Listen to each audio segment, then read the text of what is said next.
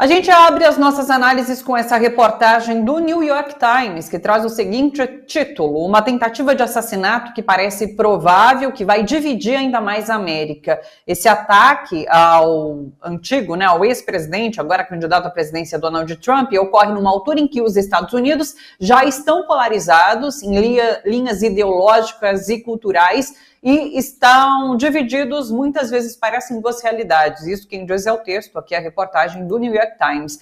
E é isso, assim, mexe bastante com o tabuleiro político dos Estados Unidos, com o processo eleitoral dos Estados Unidos, esse atentado, não, professor? Mexe muito, né? Vamos ver quanto tempo nós vamos gastar com o comentário deste assunto. Veja que eu trouxe essa manchete, né? Porque esse foi um assunto da sexta-feira. E nós fizemos o programa 10h30 e o atentado foi depois, né? Então, vamos ver, vejam essas imagens aí, né? Que muita gente duvidando dos acontecimentos. Eu preciso registrar que a imprensa, as redes de televisão, em um primeiro momento, foram cautelosas em tratar o fato como um atentado. Eles desconfiaram, igual aquele atentado da faca lá em dia 6 de setembro de 2018. Houve uma desconfiança, né? A mídia independente, desconfiou muito. Mas hoje, toda a imprensa dos Estados Unidos, não tem dúvida, está tratando como uma tentativa de assassinato. Mataram o que talvez seja, não se sabe ainda, se é ele mesmo o assassino, né? O provável assassino. Eles comemoraram, né, digamos assim, né, se fosse um esquerdista lá em Juiz de Fora, era um cara que já tinha sido, né, não é filiado mais ao PSOL, já tinha sido, né, o Valério, né, ao PSOL. Esse cara aí que teria disparado um fuzil AR-5, cujo tamanho da bala é desse tamanho, né, ele é filiado ao partido do Donald Trump, né, é um homem de extrema direita, né, o republicano, né. Bem, eu fiz uma pesquisa aqui, especialmente para os nossos espectadores aqui, mostrando, olha a barreira que o FBI faz em torno dele.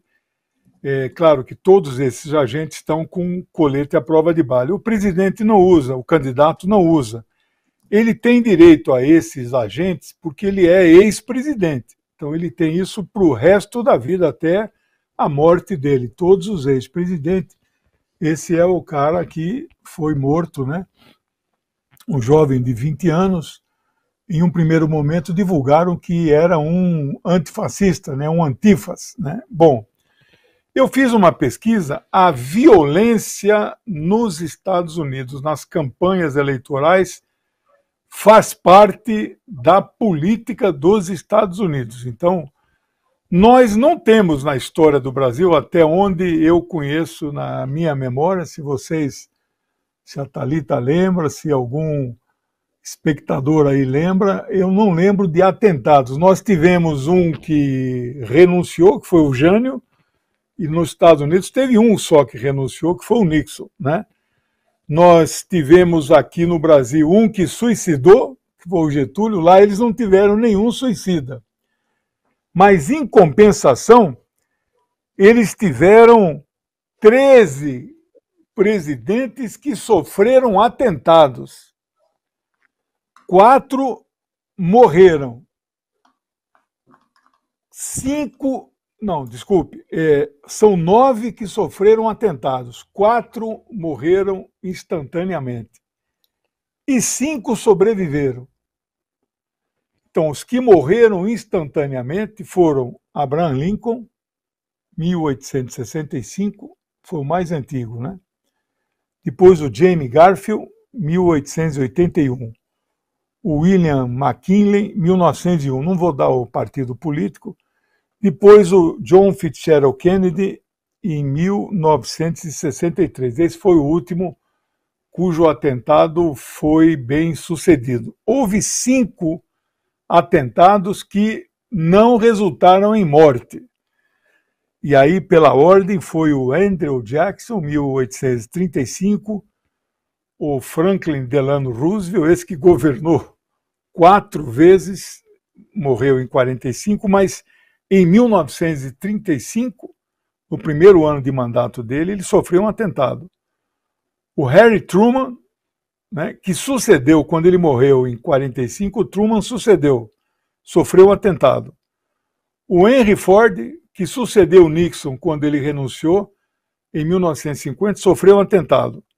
E o Ronald Reagan sofreu um atentado em 1981, sobreviveu. Então, esses são os Estados Unidos,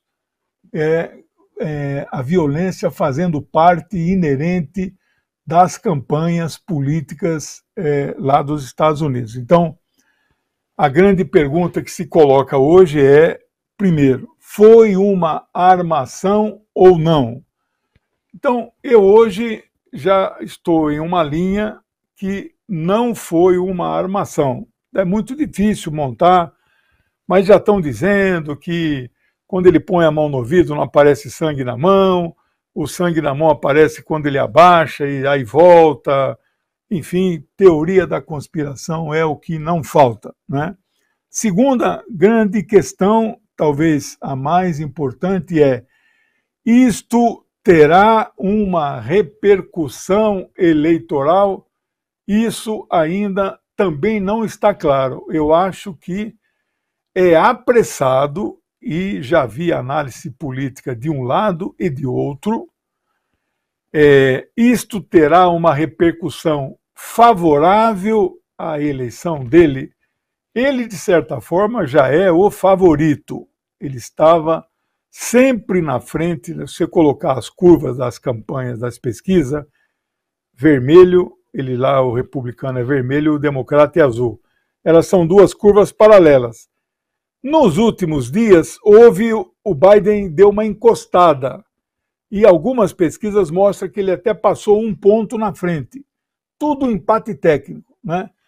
O problema é essas dificuldades cognitivas do Biden e o debate que está instaurado, que atrapalha a campanha democrata, que é se ele deve ser retirado ou não. Figuras expressivas como o George Clooney, que é o ator de maior expressão dentre os democratas, e ninguém menos que a Nancy Pelosi, que é uma deputada democrata que foi várias vezes presidente da Câmara dos Representantes, que aqui chama Câmara dos Deputados, eles estão defendendo a retirada do Biden. Isso fragiliza ainda mais a campanha, né? Não bastasse os problemas cognitivos, tem gente defendendo a retirada. E agora, ele está saindo como vítima, como mártir, né? Ele já estava como vítima com os processos judiciais. Não pensa que esses processos judiciais estavam enfraquecendo a campanha, né? Ainda agora ele sai como mártir, né? Olha, estão querendo me matar, né? Mas não é simples associar isso. Olha, agora ele dispara na campanha. Não acho que seja automático isso. Bom, então, a grande diferença... Deixa eu tomar um pouco de água aqui. Lembrando, não dá para fazer uma comparação automática com 2018, porque naquele momento, em 2018, o Lula ainda havia uma esperança de ser candidato, e Lula tinha 39% e Bolsonaro tinha 18%.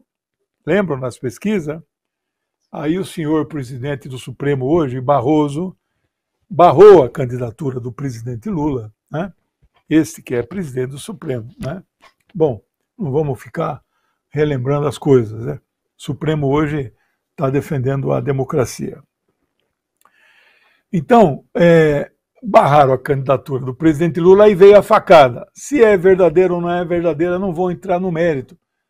Mas isso foi 6 de setembro. a menos de um mês da campanha. Os Estados Unidos estão há 4 meses das eleições. É muito diferente. Mas a diferença fundamental não é o tempo. Bolsonaro era o candidato das corporações e da mídia no Brasil. O Trump não é esse candidato das corporações. Quem é o candidato da mídia e das corporações nos Estados Unidos? É o Biden, Joseph Biden. Mas o Donald Trump pode vir a ser com esta mudança substancial. Como eles são muito parecidos, são capitalistas, são financistas, apoiam o sistema, são privatistas, etc. Né? E são pequenas as diferenças entre eles. O Trump pode vir a se tornar o candidato do establishment, né? Então, mas há diferenças. Então não podemos fazer automaticamente, não, isso aí vai fazer o Donald Trump deslanchar. Vamos ver as primeiras pesquisas que vão acontecer e, finalmente, os bolsonaristas brasileiros, né? Nosso programa é Geopolítica Mundial, mas tudo tem repercussão no Brasil, né? Os bolsonaristas brasileiros ficaram, assim, entusiasmados e convocaram um ato de massa lá na Paulista e 500 pessoas. Foi tão vergonhoso que os que convocaram, os líderes, o próprio Bolsonaro, Carla Zambelli, Eduardo Dudu Bananinha, nenhum deles compareceu. Quem dirigiu o ato foi o terceiro escalão do bolsonarismo. É isso, Thalita.